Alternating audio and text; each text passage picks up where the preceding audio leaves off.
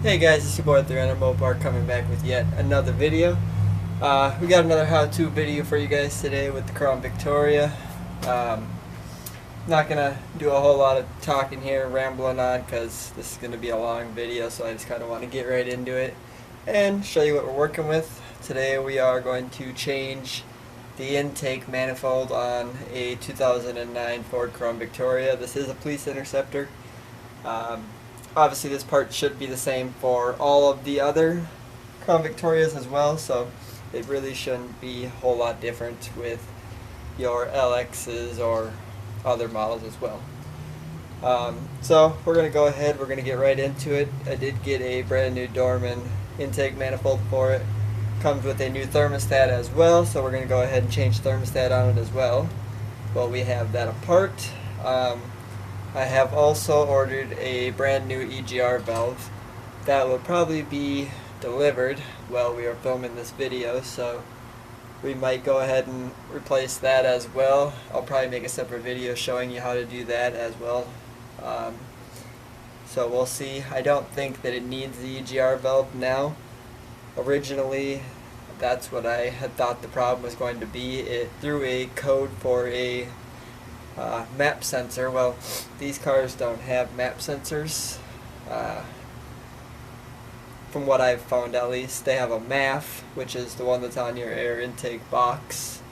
But I didn't find nothing saying about a map sensor on this car.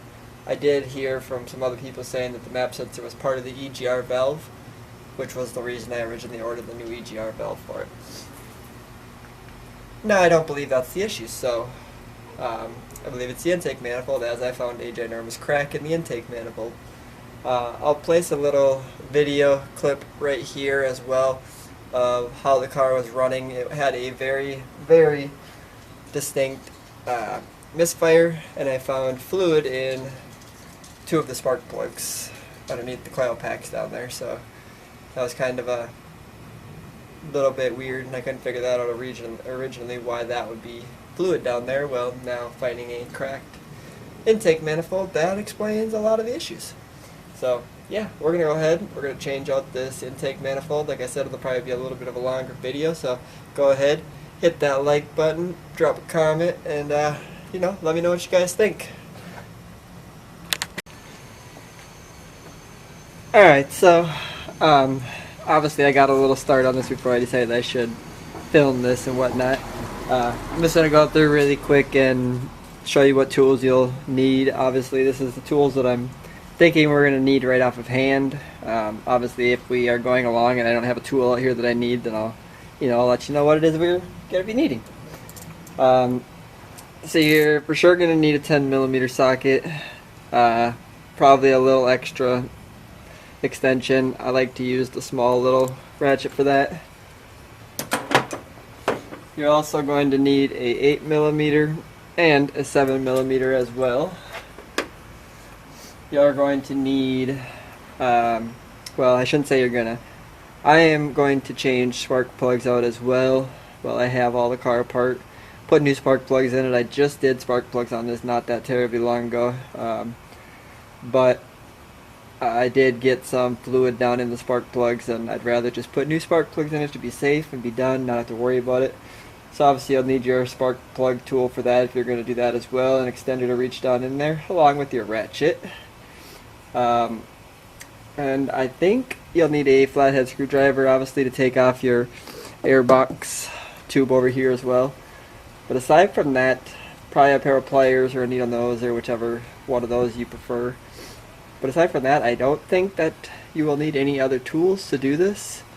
So we will see as we go what else we're missing. Obviously, I did start, like I said before. All I have done so far is remove all of the plugins, disconnect all of your harnesses for everything. Obviously, you have to remove the ones for your fuel injectors, for your coil packs. Stuff going to your throttle body is all going to have to be unplugged. You'll have to undo the vacuum hoses off of the EGR valve over here, and probably want to disconnect it off of the fuel rail as well on this side. and then from there you should be pretty much ready to start disassembling. I'm going to start by removing the throttle body off of the top. After we remove the throttle body, we will move our way down to the fuel rails and work our way down from there. So I'm going to go ahead and I'm just going to start getting right into this, and I'm going to let the camera continue to roll.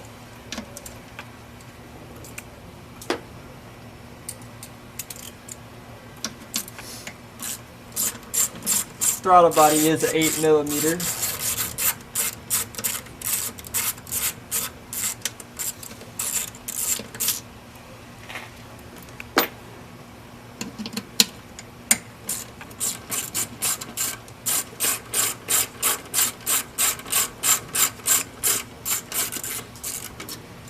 You also should have a couple of shop rags so that when you pull this intake manifold off, you make sure you don't drop nothing down in between.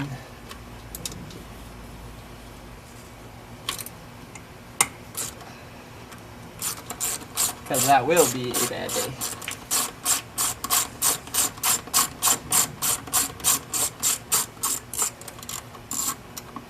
I realize I'm probably blocking the camera here quite a bit.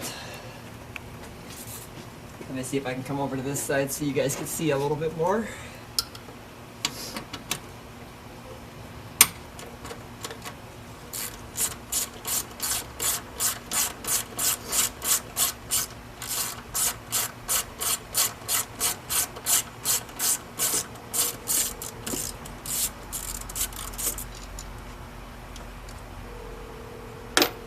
Alright, now that should free up our throttle body, which, yes it does, and I have noticed that I should have probably broke that free first.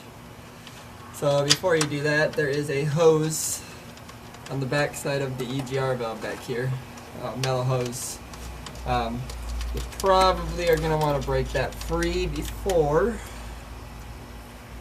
you get too far into this, because now I'm realizing that I have nowhere to move this because that is still connected, and sure, that's going to be pretty tight, so I'm going to go ahead and just throw a couple screws back in it really quick.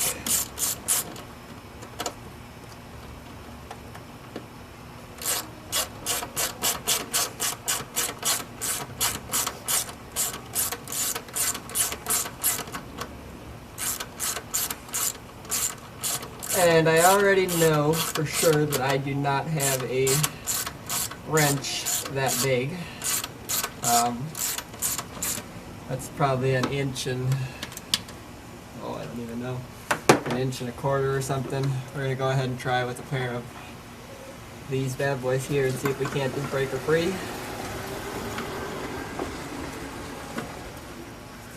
Let's hope we can.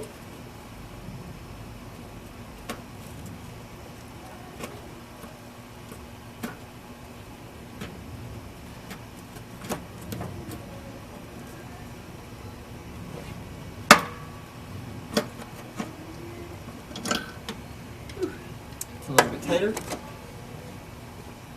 I'm going to grab a vice grips here real quick. We'll try it with a vice grips. Oops. Make sure we're recording here before we get too crazy. Alright, so we got our vice grips. We're going to go ahead and just put our vice grips back on there quick and see if we can't break her free here. Yep, there she goes.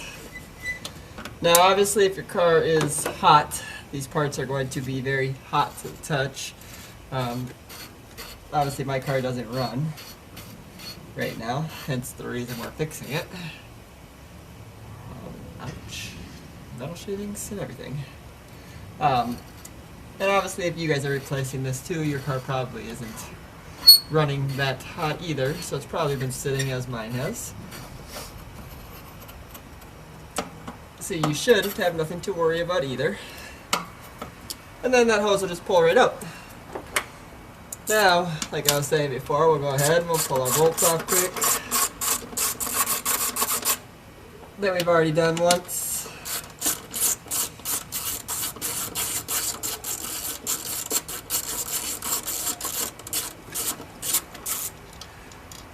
Alright. Put those back up there.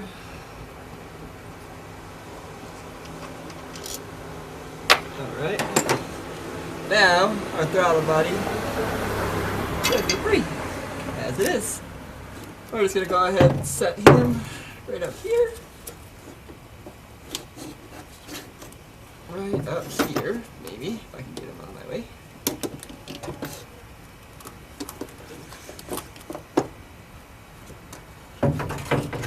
Somewhere. Alright, good enough, he's out of the way. Alright, now we got that out of the way. We're going to go ahead and remove the fuel rails. That is a 10 millimeter. There is more than likely going to be fuel in this. Don't be afraid that you're going to lose all your gas. You're not going to lose it all. You're going to lose some gas, obviously, because it is a fuel rail and it's full of gasoline.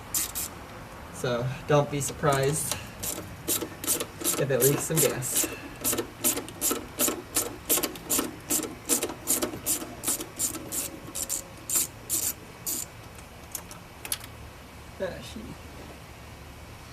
Don't do what I just did.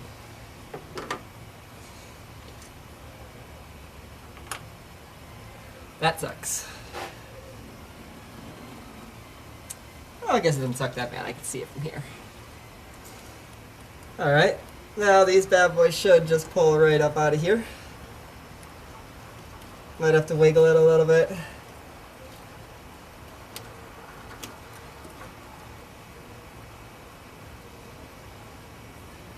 Just give them a little wiggle and there we go. See, like that?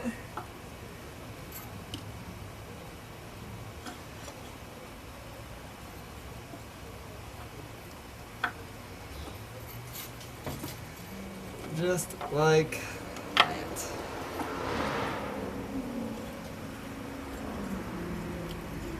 This would be a very fine time if you have new fuel injectors to replace these as well. I have not purchased those yet, so I do not have those to do.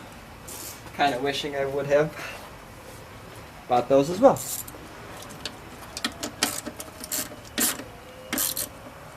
Mind me over here sweating a little bit. It's currently about 80 degrees outside. A little bit toasty.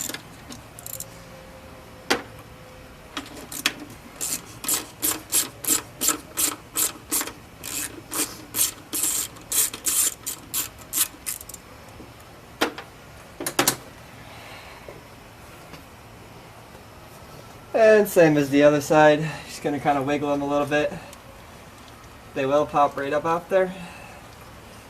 Kind of give them a little wiggle. Just like that. Now the fuel rails are both disassembled. Go ahead and move them out of the way into a safe location. So that they're out of the way of everything. I'm going to just set mine right over here. And as we continue on, back to a 7 millimeter, we're going to go ahead and pull the rest of the coil packs.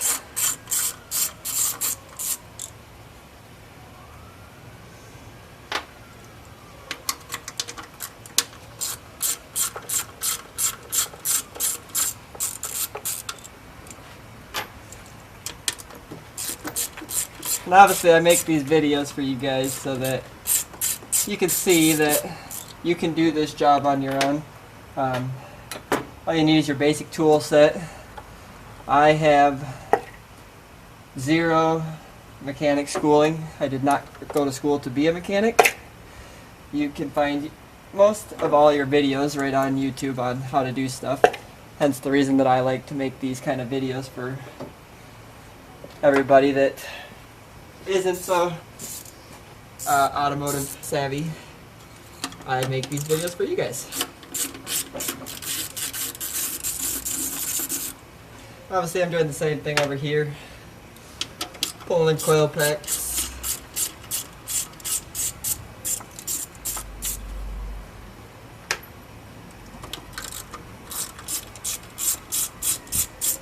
I'm going to reuse the same coil packs, obviously. I did just replace these not very long ago, like I said, maybe a month. So these are actually relatively new. That's all. So, yeah.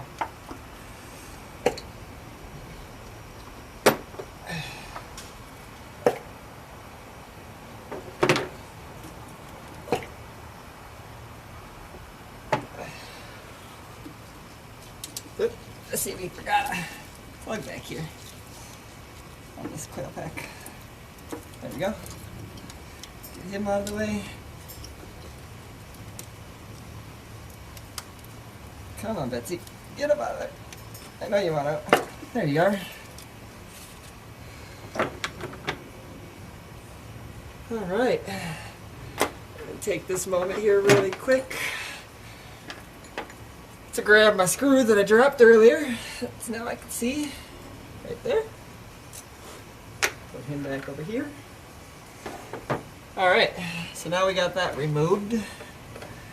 And it looks like, let's see. Couple of bolts there.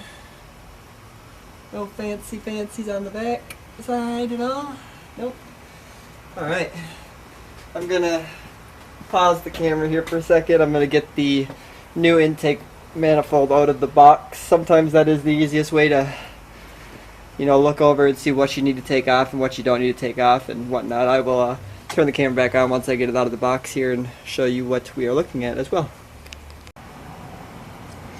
Alright, so now we are gonna go ahead and finish removing the intake here.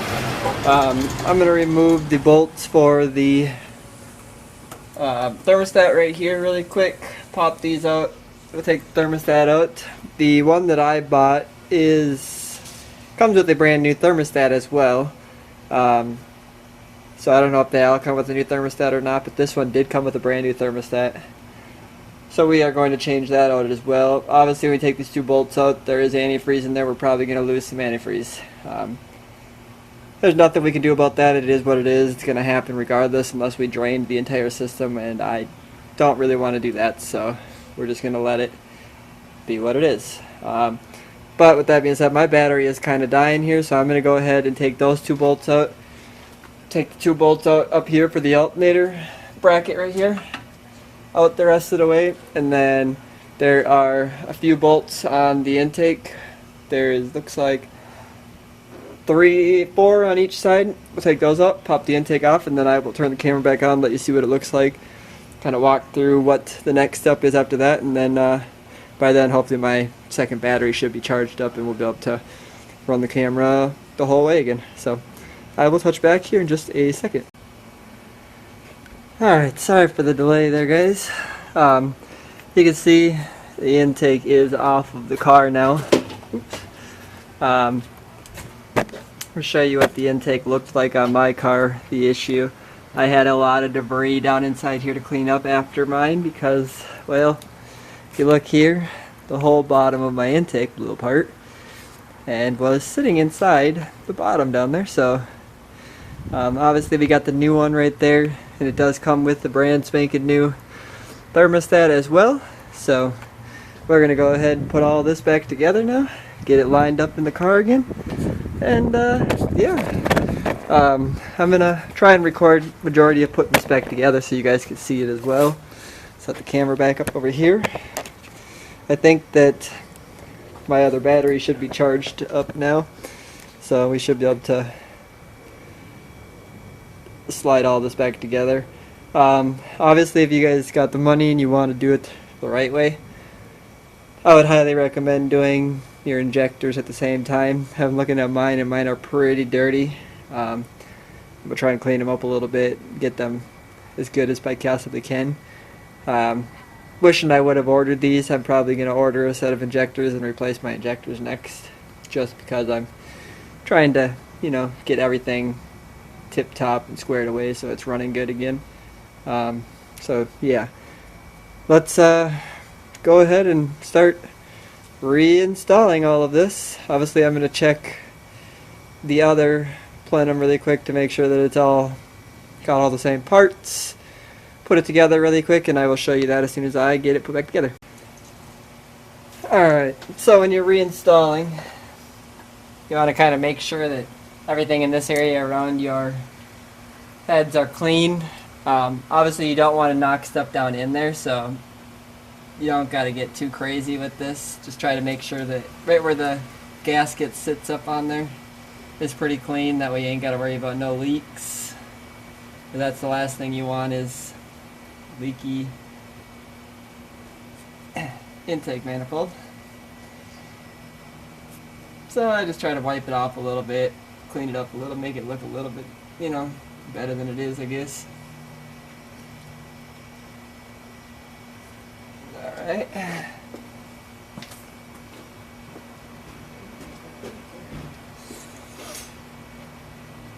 Same with this side. I'm going to do the same thing. Just going to clean it up a little bit, wipe it around the edges, make sure it's all spotless. Like that. And then we should be ready to put it back together. Same way we took it apart. Obviously we're going to put the intake back on. I'm going to get it set down in there really quick, and then I will turn the camera back on and I'll show you step by step putting it all back together.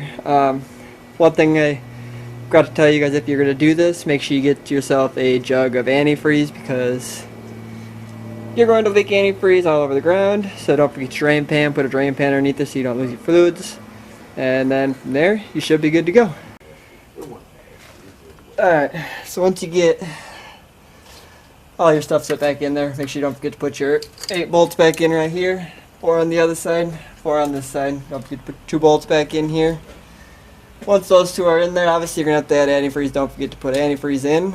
And if you do put your thermostat in, don't forget to put the little rubber gasket on the inside first.